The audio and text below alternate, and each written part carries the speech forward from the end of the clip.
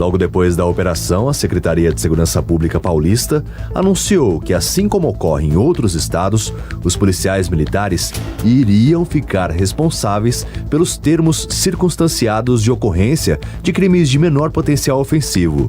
E isso desencadeou uma série de reações por parte das entidades ligadas à Polícia Civil, afirmando que a PM não tem expertise para essa atribuição. Nós tivemos a Operação Fim da Linha realizada no estado de São Paulo. Houve o cumprimento de mandados de prisão pelo Ministério Público e Polícia Militar. A Polícia Civil não participou da deflagração da operação, do cumprimento dos mandados. Mas a Polícia Civil investigou esses mesmos fatos, inclusive deflagrou uma operação em 2022 praticamente idêntica. Se nós visualizarmos a operação do Ministério Público, da Operação Fim da Linha, com a operação realizada pela Polícia Civil em 2022, nós vamos ver um espelhamento das duas operações. Praticamente os mesmos alvos, as mesmas medidas cautelares. E todo esse histórico de investigação aqui pode ter sido utilizado agora pelo Ministério Público.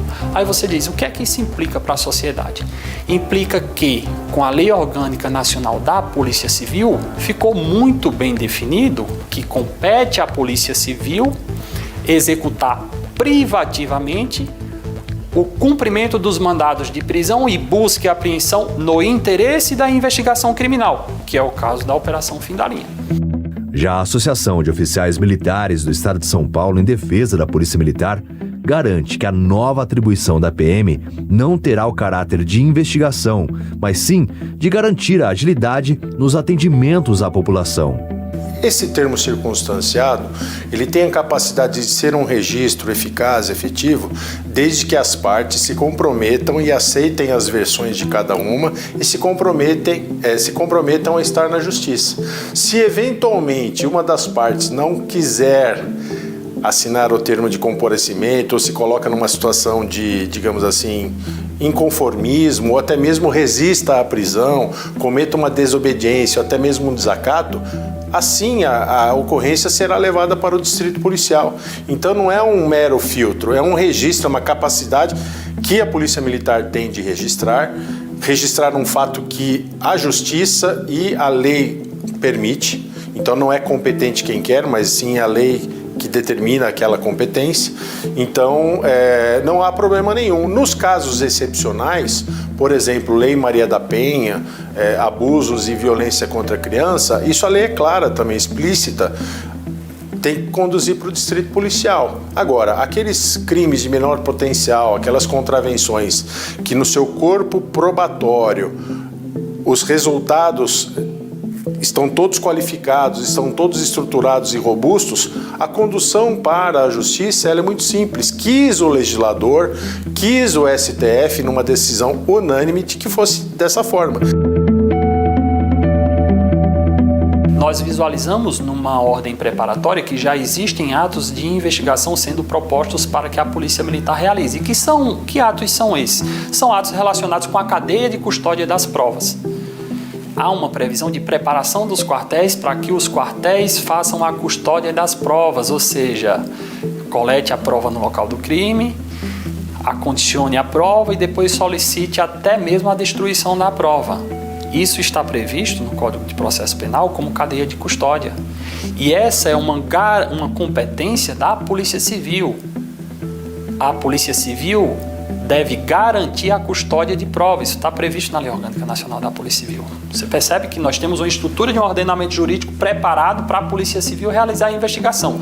Se nós passamos essa competência para a Polícia Militar, a sociedade é quem perde, porque a defesa vai explorar esses pontos fracos em razão do descumprimento da lei.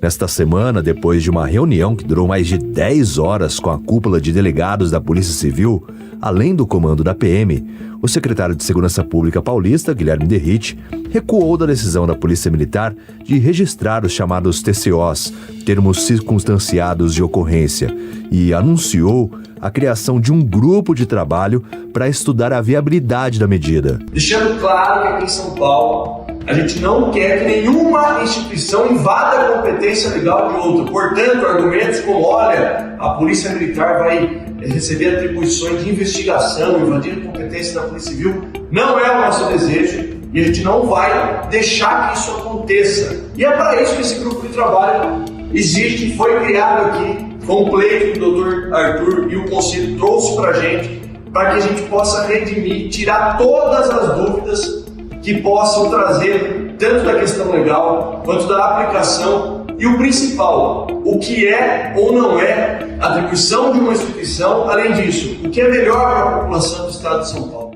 Antes do recuo por parte da Secretaria de Segurança Pública, o próprio governador de São Paulo, Tarcísio de Freitas, enfatizou que não havia nenhum racha entre Polícia Civil e Militar, em tom de apaziguar os ânimos exaltados diante do embate entre as instituições. Não existe racha entre as polícias, não tem racha, pode ficar tranquilo. A Polícia Civil tem trabalhado bastante integrada com a Polícia Militar, como a gente nunca tinha visto antes, para delitos de menor relevância, né, de menor apenamento. É muito ruim você pegar, desmobilizar uma guarnição, levar essa guarnição para uma delegacia de polícia, passar horas ali para fazer um boletim de ocorrência, que é algo que é simples. A gente está querendo tornar isso mais sumário, fazendo um termo circunstanciado, e isso deixa o efetivo na rua. O que a gente está preocupado? Em manter mais efetivo, melhorar o policiamento ostensivo, ter mais gente na rua e não perder tempo. Mas é fato que, sem harmonia entre as polícias, potenciais criminosos podem ser beneficiados com a falta de comunicação entre as instituições. Nós defendemos a integração das polícias e não a suplantação de uma por outra. É diferente. Nós temos uma estrutura, como eu disse, constitucional bem definida, para que cada uma faça a sua atividade. A integração, ela é um princípio básico da segurança pública. Nós precisamos trabalhar de maneira integrada. E nós falamos muito da crise que foi instalada no momento, mas as polícias, elas trabalham sim de maneira integrada e harmoniosa. O que nós temos muitas vezes como problema é o avanço de perspectivas institucionais de uma instituição sobre outra, ou até mesmo de opiniões, ou até mesmo uma convicção baseada em outros países que não se adequam à nossa legislação, no sentido de que deve-se mudar a estrutura da polícia hoje, né? Mas nós temos também um escopo de busca por poder. E nós temos aí também poder político e tudo mais. Então, aquele que vai realizar uma atividade policial 360, pegando a ocorrência, decidindo, encaminhando para o judiciário, vai ter o poder de toda a persecução penal na fase primária. E depois vem o processo. Isso significa perspectivas e vieses políticos, ideológicos também. Então nós temos que ter muito cuidado com isso. Cada vez mais as instituições têm que ter a responsabilidade sobre as suas atribuições dentro de um cenário de segurança pública. Então existem, obviamente, zonas cinzentas em que as missões, elas muitas vezes são parecidas, mas não são, né? Elas têm competências delimitadas, porém há zonas cinzentas. Então, muito se fala que cabe à Polícia Militar a preservação da ordem pública. E quando o policiamento não consegue prevenir o crime, esse crime é da competência da Polícia Civil. Perfeito, mas como que uma instituição pode prevenir o crime se ela está alocada, muitas vezes parada no distrito policial, resolvendo um flagrante ou uma ocorrência que está sendo apresentada para o distrito policial? Então, é um processo e é um círculo que se retroalimenta. Nós precisamos nos desincumbir de ações que realmente têm pouca relevância, mas que impactam no grosso e no montante geral da operacionalidade das viaturas e do todo o corpo da Polícia Civil. Somente com serviços de inteligência e unificação será possível ter efetividade em identificar as lideranças do crime organizado que ainda estão soltos pelas ruas e longe do radar das instituições. E onde tem crime organizado, tem dinheiro. Só que achar o início da teia desses recursos, fazer uma investigação que consiga trazer provas contra os bandidos para que as operações tenham efetividade, não é fácil. Identificar integrantes do crime, achar agentes públicos corrompidos e levantar quais empresas ou instituições fazem a lavagem de dinheiro são trabalhos que demandam até décadas de investigações. Os cruzamentos de dados e informações existem, mas diante de instituições não regulamentadas e falta de autonomia de órgãos fiscalizadores, tornam o serviço das frentes de apuração ainda mais demorados. As fintechs, por exemplo, que atuam no mercado financeiro de moedas digitais, são a nova forma de tornar lícito o dinheiro vindo de práticas ilícitas. Investigações em andamento apontam que as organizações criminosas aprenderam com os doleiros o método de usar fintechs para a lavagem dos recursos vindos dos crimes. Segundo estimativas do Ministério Público, existem mais de 1.500 fintechs em operação no Brasil, o que dificulta a fiscalização das operações financeiras. A grande maioria deles sequer faz parte, por exemplo, da FEBRABAN.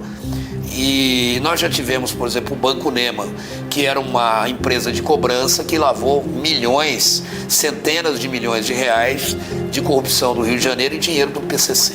Nós temos aqui no estado de São Paulo pelo menos 2 casos já comprovados que estão sob investigação, de bancos digitais que são criados para lavar dinheiro. Então a inteligência artificial pode nos ajudar sim, porque ela pode fazer um cruzamento de dados e nos economizar tempo, né? E nos apontar também onde há inconsistência financeira.